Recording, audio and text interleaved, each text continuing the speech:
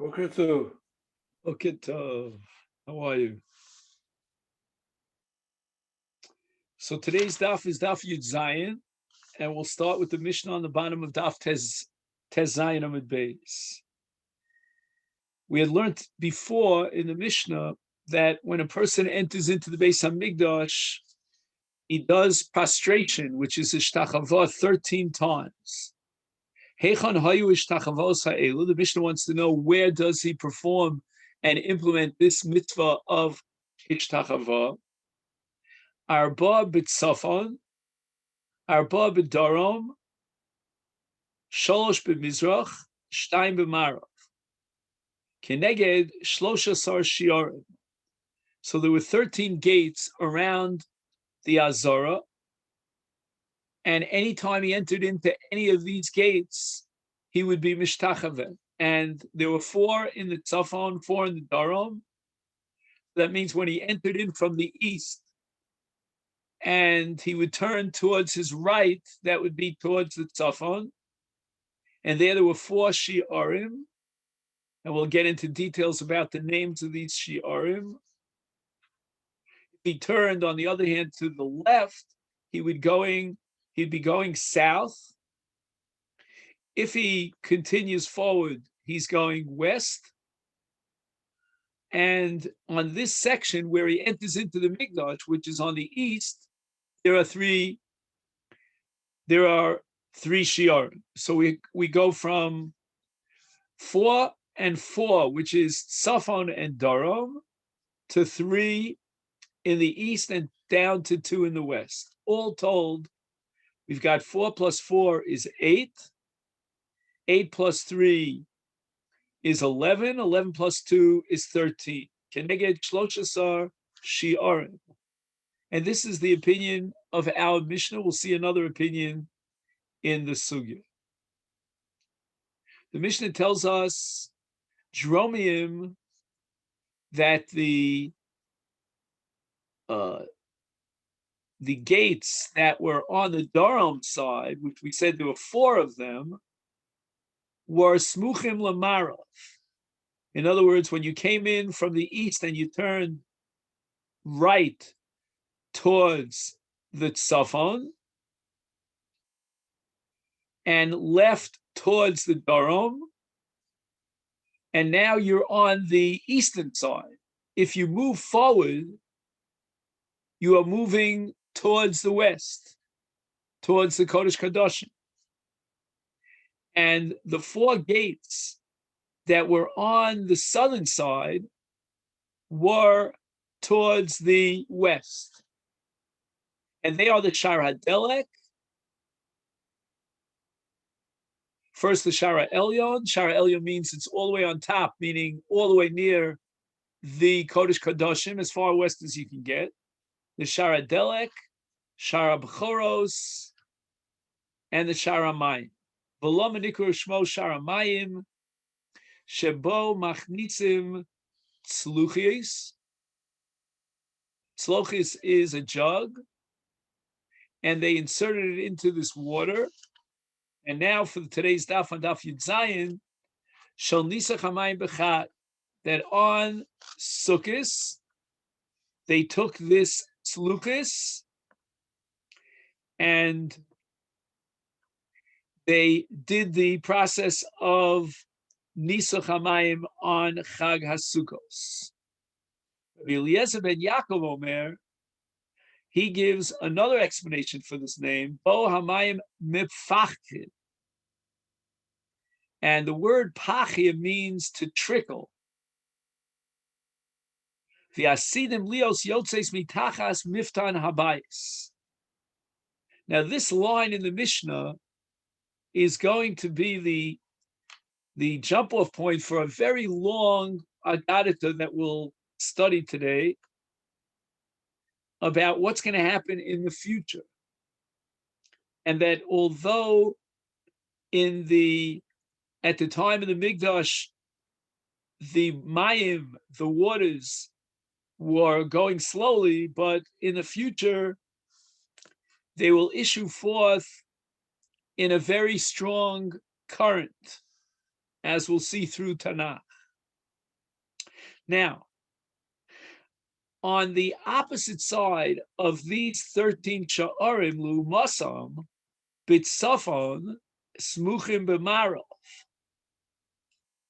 Now we're going through the other gates. We mentioned the 4 gates that were on the Durham side. Now, lu'masam, on the other side, which is the tzafon, and that's smuchim b'marov. Once again, we have this concept of smuchim l'marov. So we're calculating at this point on the northern side, but from the Kodshei Kodshim, from as close to the Kodshei Kodshim, the west, as possible.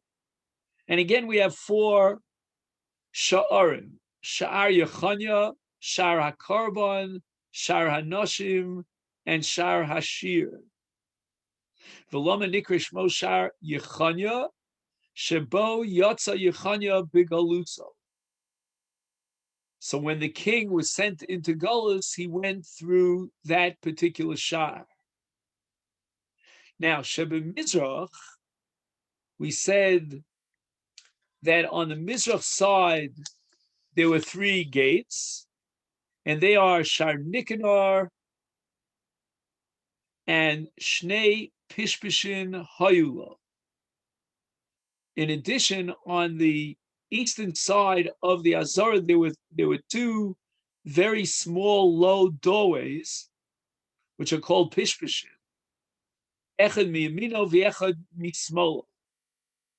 One on the right side and one on the left side, meaning Shar Nikanor was in the middle, sandwiched between 2 Pishpishin. Ushnayim b'marov, there were 2 other gates to be matched on the number 13. On the western side, v'lo hoylem shem, they didn't have any names whatsoever. Now, it would seem that the purpose of those 2 shi'arim were for people to walk out of the Kodesh backwards, so that they wouldn't turn their back to the Mikdash. Gemara says, Masnisin Abba Yosa ben Yochanan. And Mishnah is to be attributed to the Shita of Abba Yosa, the Omar Keneged Shloshesot Shi'arim, that there were in fact 13 ishtachavos at the point of entry through the 13 sha'arim. However, Baram, Kirabanon, the Chachamim rejected this shita that's reflected in our Mishnah. They hold Shiva Shi'arim Hayu Bazar. There were only 7 Shi'arim into the Azara. And the question is, why were there 13 ishtachavos if there were only 7 shi'arim? And the Gemara says, Al daiti d'Rabbanan heichen hayu ishtachavos halalu. Where were these 13 prostrations if there were only 7 gates? And the Gemara says, Ki ahid desninan tamon, as we learned in a Mishnah in Masechet Midos, shloshes pratzos hayubo. Now, there was the soreg. The soreg was a kind of a fence, and the purpose of the soreg was to separate the chomos ha-migdash from the azara. In any event, the soreg was breached at the time of the Chashmonaim, at the time of the Yevanim, and they breached it on 13 places.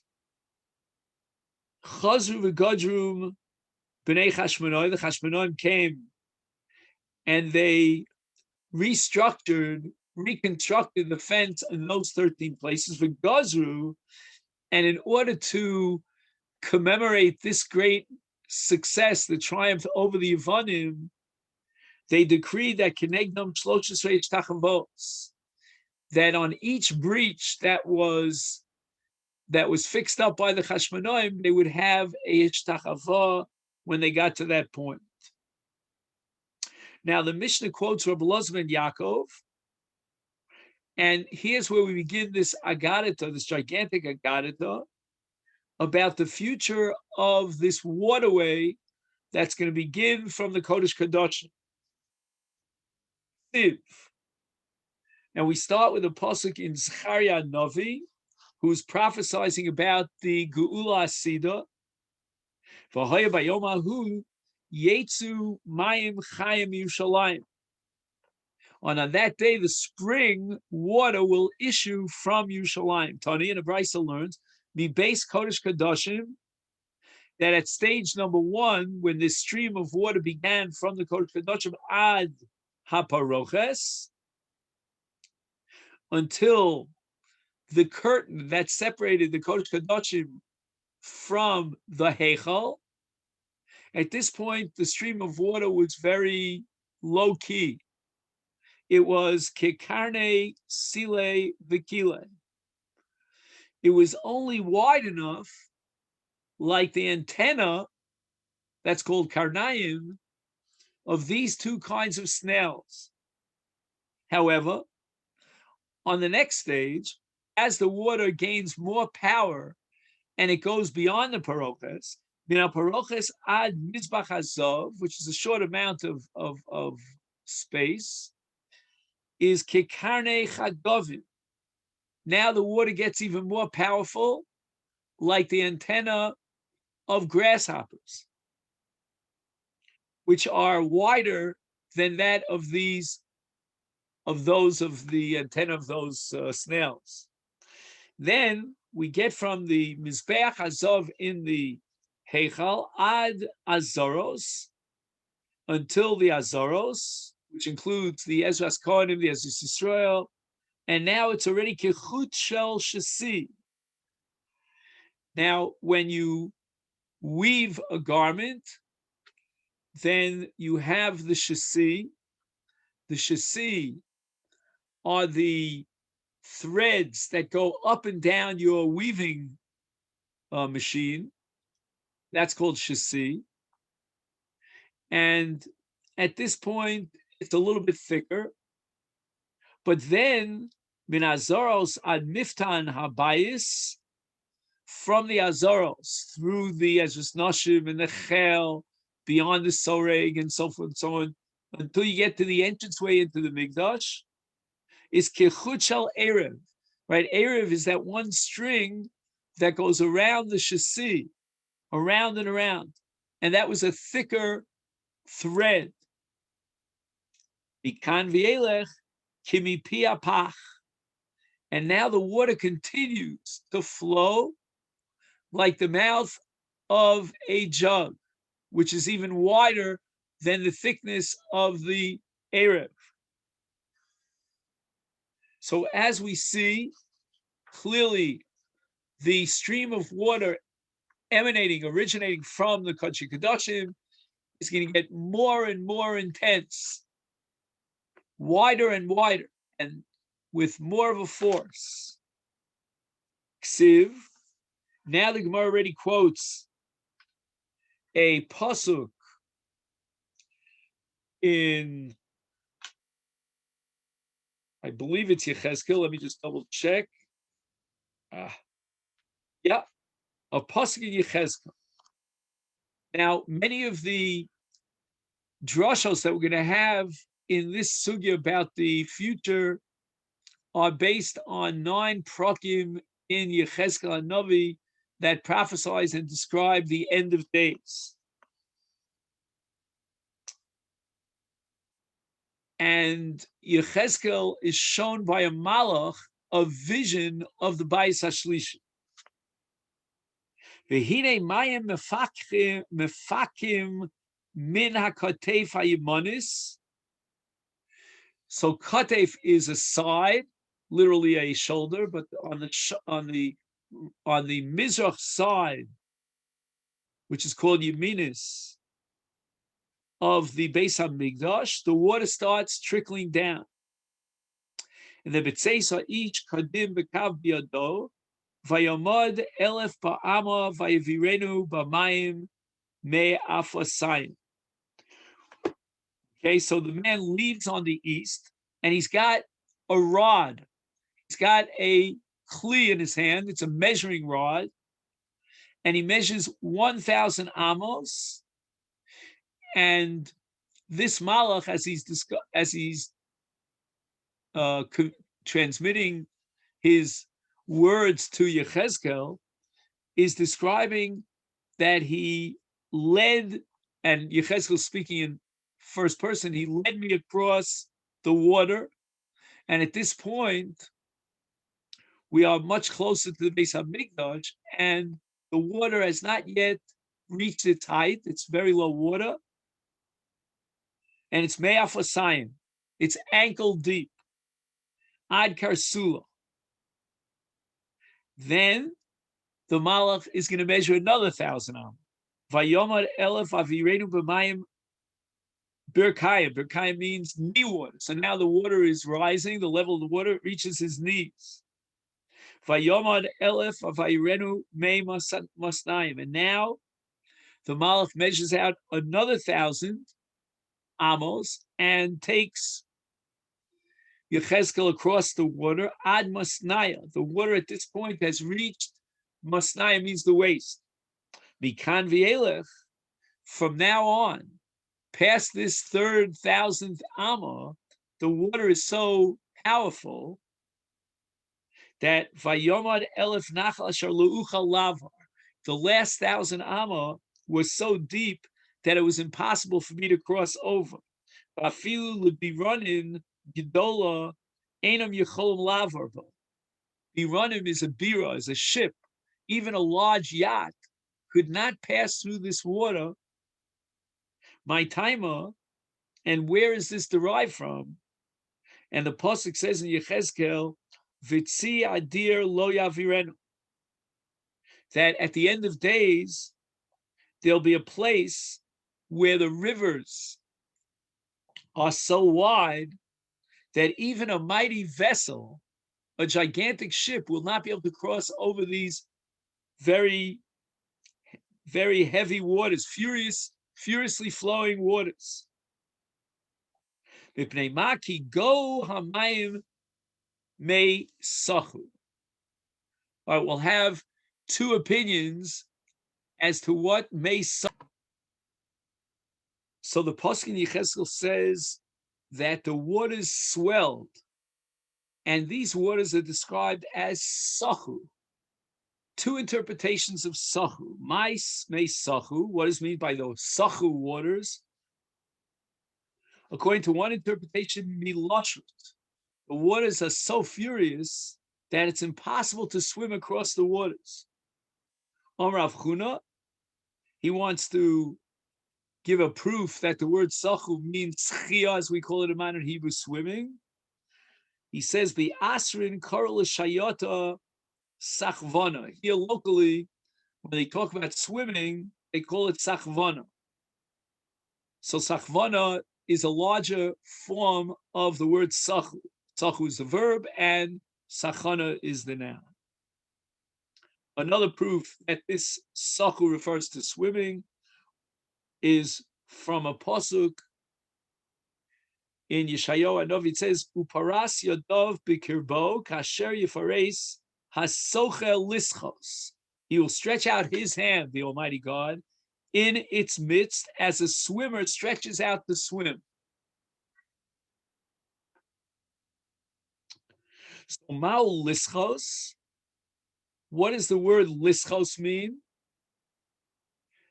And the Gaon changes the gears here because we've already discussed the word lischos. He says it means misacho.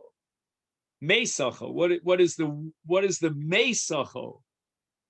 Amar Rabbi Yossi, Bei Rabbi Bun, Mayin, Demismalalin bi alma. It means that the water will encompass the entire world. And maybe it means, the Gaon suggests that people will talk about the waters all over the world. It's an amazing phenomenon. Ksiv, the Torah says in Zechariah Novi, Bayomahu yeh makar niftach lebeis David, u'lyoshvei Yerushalayim lechatos ulenid. On that day, there will be a spring opened up for the house of David and for the inhabitants of Yerushalayim, for chatos and for nida. What does this mean? Rav Shmuel bar Nachman b'shem Rabbi Yonasan, the base David, the Ad Yoshvei Yerushalayim, from the location of the base David. This is called today Har Tzion, outside of Yerushalayim, and from there until the Yoshvei Yerushalayim, notes the area of Yerushalayim which was settled, Ksherim Lenida Olachatas. There'll be so much water that a nida could be tovil there, and also you can take the paraduma and you can make mechatas there. Take the afer of the paraduma and you mix it with water, which has to be mechatas, and you could use that water. But after that point, when we get beyond Yerushalayim, then the spring water mixes with rainwater, and as a result of that taroves, ksherim lenida, although there's no psul in that case for a mikvah for nida, but psulim l'meichatos, because with regard to meichatos, we have to have mayim chayim, and now the mayim chayim is diluted with rainwater. So as far as the nida is concerned, for a mikvah, that's fine. A mikvah could be rainwater that collects, as long as it's not mayim she'uvim that were taken up in a kli. But with regard to mechatos, is a special requirement of mayim chayim. Omar Rabbi Lazar, mi beis David v'ad Yoshvei Yerushalayim, from the location of Har Tzion until the outskirts of Yerushalayim, sheirim lenida ulachatos. Even though it's a long distance, but still it's natural spring water, and therefore it's kosher for mechatos. But mikan v'elech, from that point and on, beyond the outskirts of Yerushalayim, meka tafrisos hein. In other words, these are waters that come down from the higher mountains, and psul l'nida ulachatos. Apostle for both nida and for chatos. Now, when this stream comes down a mountain, a steep mountain, then it's not a continuous body of water, and therefore it's not kosher for a mikvah. So again, we'd have to learn more of mikvahs to appreciate this. In any event, now the Gemara goes back to Yechezkel Hanavi. Siv, it says in Yechezkel, "Vayomer Elai hamayim ha'elu yotzim el haglila kadmona." The waters go out to the eastern Galilee. Ze yam shel samchu. Again, these are various locations that were identified back at the time of the Gemara. And v'yardu al ha'arava ze yam shel Tveria, ubo hayoma ze yam hamelach, el hayoma hamutim ze yam hagadol. Okay, this is the Great Sea. And lama nikra shmo mutim. Why does the pasuk call it mutim? It's as if it grows and grows.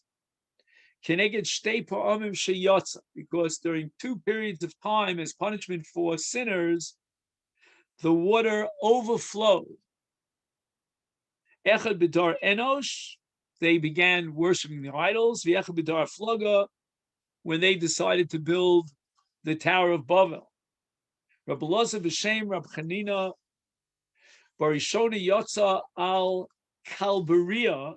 Okay, again, a location that we're not familiar with, that at the time of Enosh, the waters overflowed till it reached a place called Kalbaria, which apparently is somewhere south of Italy.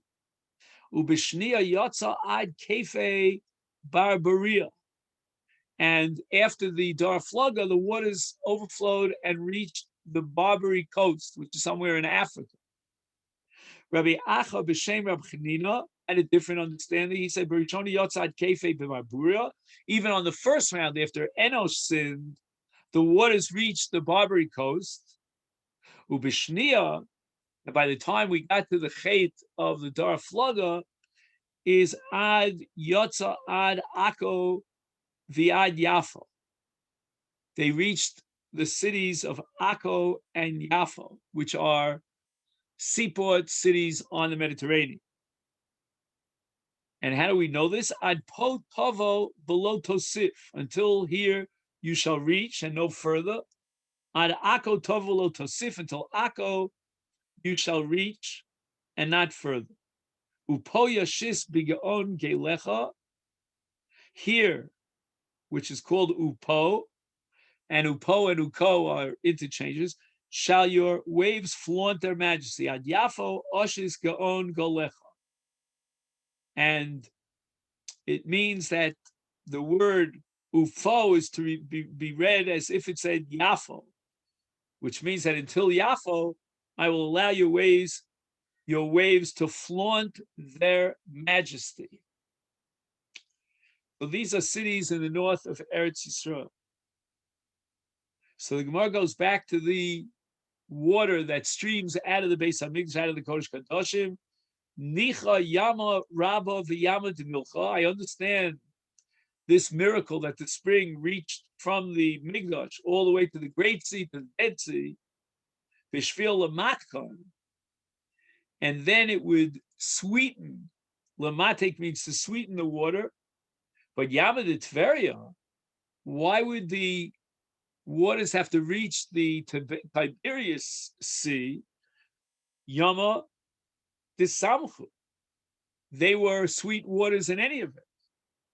And the answer is Larabos de Gasan, to increase the species of fish. The Ksiv Bay, it says in Yechezkel, Lemina Tia de Gasan. And what does that mean? To its species will be the fish, Lemine Minim Tia de Gasam, to a multitude of species will be their fish. Tani, we learned in the Bryce Summer of Shimon ben Gamliel, Maisa Shalachti B'Lit Sidon. I went to the city of Sidon, which is up north. They brought me on one plate 300 species of fish. The tam chuyechen in one plate. Now we go back to Yechezkel again. Here's a steer in the pasuk. It says V'nirpo hamayim.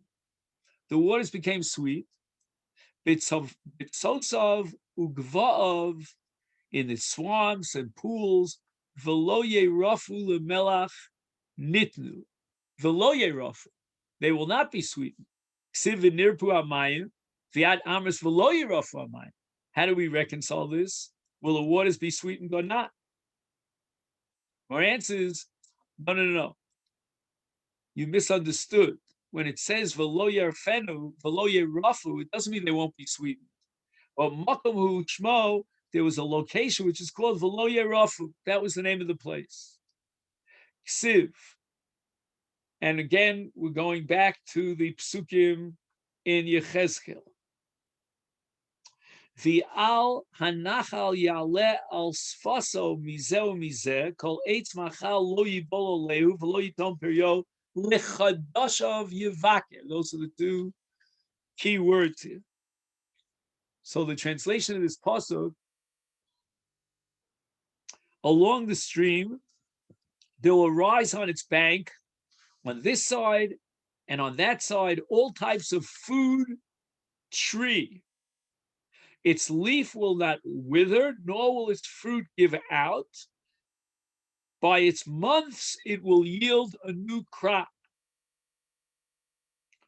So the Gemara says, what is the nature of this great miracle that's going to take place? Tani, we learned in the Bryce, Rabbi Yehuda, according to our natural law, grains will grow in 6 months. Elon, a tree will produce its fruit, once a year. Lavo, Hatvua osel chodesh echad. Instead of 6 months, the tvua will be produced every month. The ilan oseh, instead of once a year, l'shnei chadashim, for 2 months. So every month you can have a brand new crop of grains, and every 2 months a new harvest of fruits. My timer, where do you see this from? And we go back to the pasuk that we started with, l'chadashav yivakeh. By its months, it will yield a new crop. And months in the plural means that the trees will produce every 2 months. Grain, which grows twice as fast as fruit, will there hence produce every month. On Rabbi Yossi has a different interpretation in terms of how fast liasid lavo, the grains will produce and the fruits, the trees will produce. Lefisha ba'olam hazeh tvua also l'shish chadashim v'ilan also l'shnei masar chodesh lias aval liasid lavo hatvua also l'chamisha yom v'ilan also l'chodesh echad. Tvua will produce every 15 days, and the fruits of the tree will be produced monthly.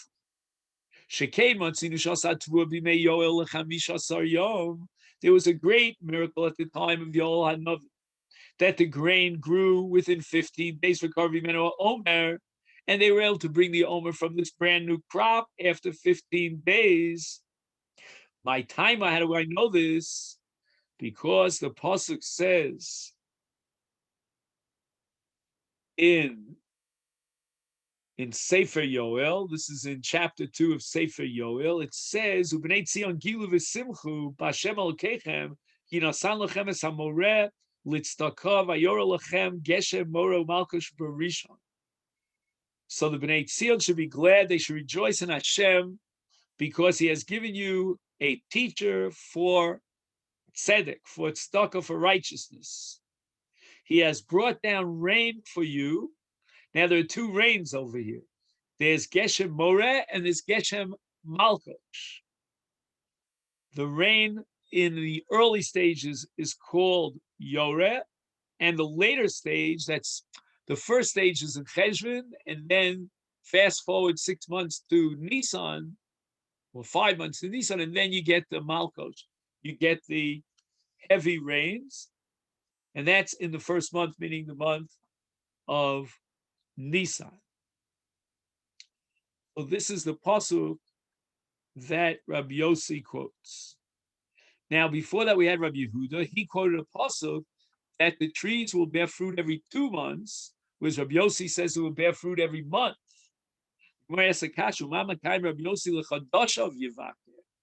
If it's every month, why does it use the plural yichadashav?